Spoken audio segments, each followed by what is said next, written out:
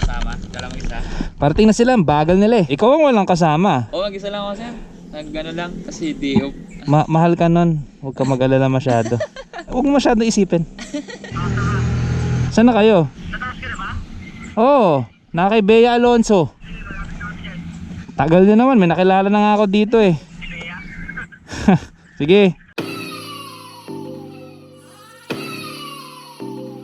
The midweight adventure segment is turning out to be quite tough, with manufacturers coming out with variants from as low as 300cc to around 650cc. The latest from Honda comes smack in the middle, armed with a 471cc inline power plant, the CB500X. Let's jump right into the essentials. The engine is a 471cc liquid-cooled parallel twin cylinder, double overhead cam, 8-valve 4-stroke, producing 47 horsepower at 8,500 RPM, with torque at 43 Nm at 7,000 RPM. It is fuel injected, of course, with a Honda PGM FI EFI with twin 34mm Kahan throttle bodies. It's got a 6-speed gearbox and is chain drive. Cool, huh? Frame, it's tubular steel. Front suspension, 41 telescopic fork with spring preload adjustment. Rear suspension, it's Pro-Link with spring preload adjustment. For the brakes, we got 320mm with a twin piston Nissan calipers and ABS, of course. In the rear, it's a single 240mm with a single Nissan caliper.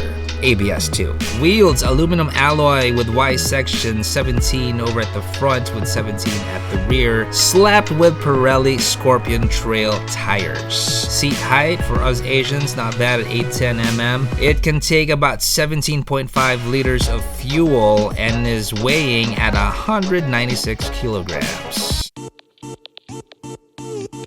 Meron mga mas malaking motor, hindi lahat, na parang may konting palag or pigil sa lakas. So, hindi ganun ka-linear ang buga ng power. What happens there is the lower part of the rev range, that will haul ass, yeah? But then, pag palo na ng mga 5,000 RPM, yung succeeding buga niya, nagte-taper off na. Ibang bikes naman, baliktad. The lower RPM, it's gonna be, and then when it hits 5,000 beyond, that's when it's gonna kick. So, it really depends.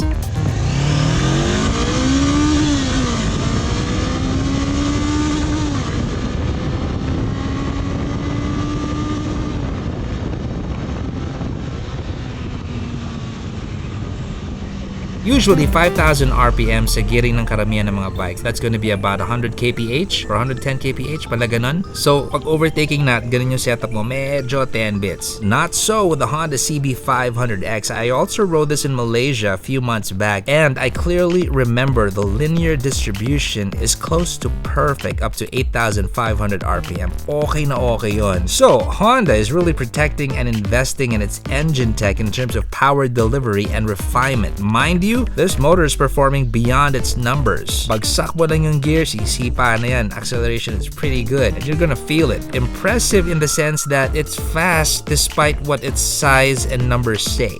So there's that feeling. I don't know, it's probably a combination of its height and how the force gets transferred to you and the bike. You know, I don't know, something like that. Pareho makina nito sa F&R versions. Siyempre, iba yung styling. Mas relaxed yung riding position. Parang naitatago yung timbang ng center of gravity. It's perceptively low, that's the feeling. Pero upright. With all of that, even with the plastics and brackets, I'll still consider this as a light bike.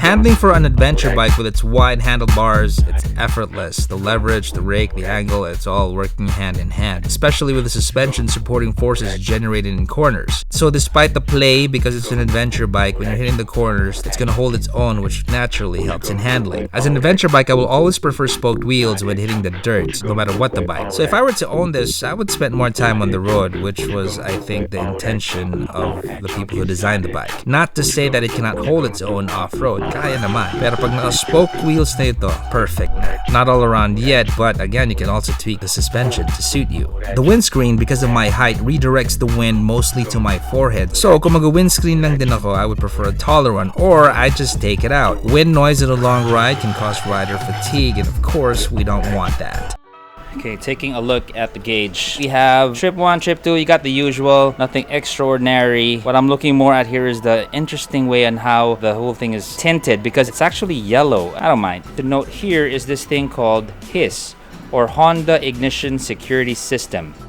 So what does this mean? That means this key is programmed. You can have this duplicated, but without that chip inside here, this thing won't run. Anti-theft, diba? Over at the rear, you can see right there, silip. That is your ProLink Mono with 9-stage preload adjuster. So just like the Honda CRF, it's gonna be a pain trying to adjust that, because you gotta go really deep in there, or baklasan talaga. Got a pot caliper, 2-channel ABS, pretty good. The seats. I would call the seat parang palaglambot. You feel the stiffness, but it will also sink. For initial rides, okay naman siya. Some of the other seats, malambot sa taas, pero sa ilalim, mas compressed yung foam, so pumapalag, it just stops. For this one, like goes way down. It just sinks deep, see? Now, depending on how heavy you are, that can be a good thing or a bad thing. And of course, it's LED, baby. LED. Everything except for that. But the taillights are LED. Story of my life, man. West Service Road every morning. Ito yun. So my handlebar is higher than most, except if it's an Innova or an Avanza, halos katapat. Of course, that's gonna be higher than me. So this is Salis Bridge. It gets really tight here, even for motorcycles. But I think we can manage. It's not hard to maneuver, excuse me. Also, the clutch is pretty soft. I mean, this whole situation is not gonna be as tiring. Okay, this is a bit tight. Thank you. Thank you. Sounds. Yup.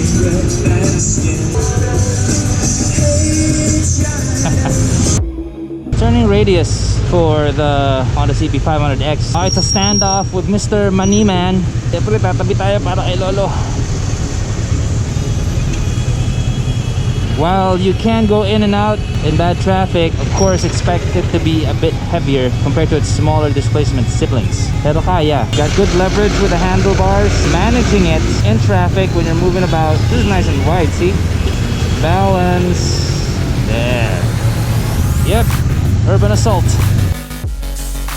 Rear brakes for the Honda CB500X. It's tuned quite tight. Despite the ABS, it's not releasing itself as fast, as quick, but you can hear the ABS clicking away and it's working. So the brakes bite hard. As with most bikes, recommendation is to use both.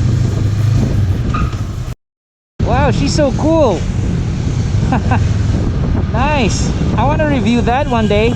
Today I've been in Makati. I was hardly getting out of second gear, third gear at the most. Sama ng traffic talaga. So typical Japanese tech, they're not really known for super hot engines in this segment. Of course, all engines are hot, pero how the engine is configured, I mean, nothing. So you can ride this all day in bad traffic and you won't be experiencing a lot of heat in your legs or your backlog. Boss, terno ka. Orange helmet, hoodie, motor. Nice.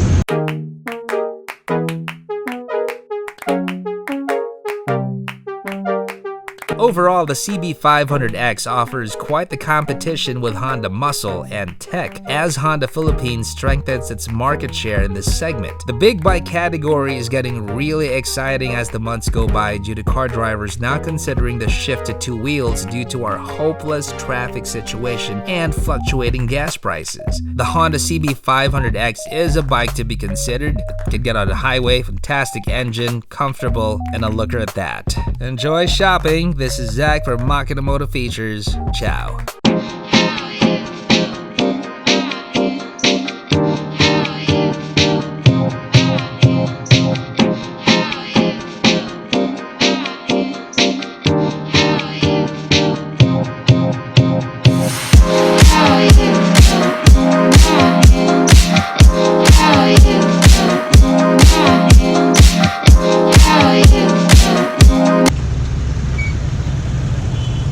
Idol, walang helmet yung halaman mo.